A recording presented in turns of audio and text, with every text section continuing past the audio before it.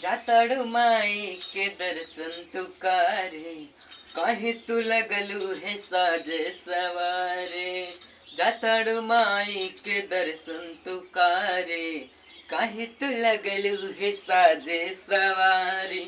Reel बनी मंदिर के गट पजे जा, वीडियो बना के डाल नेट पजे जा, बुलेट पजे जा, बुलेट पजे जा।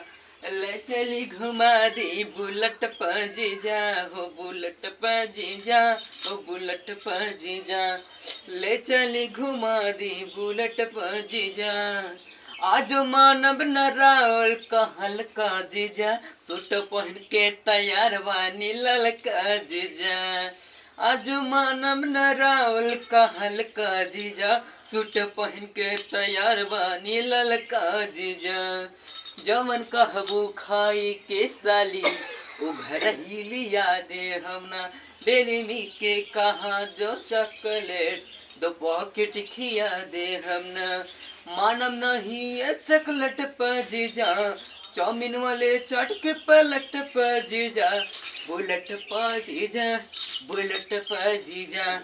ले चली घुमा दी बुलेट पजी जा, बुलेट पजी जा, बुलेट पजी जा। ले चली घुमा दी बुलेट पजी जा। आसो सगरो पंडाल में घुमा दी जीजा, जीजा भी मिले से सरदा पूरा दे जीजा, जीजा से सरदा पूरा दे जीजा। जयबू जयबू माई के दर्शन करे, तो वीडियो बनावे जहीबू।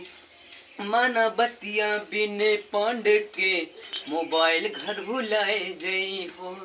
आइले बड़ा ये सट पे जीजा, चले न पंडाल वाले गेट पे जीजा, बुलेट पे जीजा, बुलेट पे जीजा। ले चली घुमा दी बुलेट पे जीजा, बुलेट पे जीजा, बुलेट पे जीजा।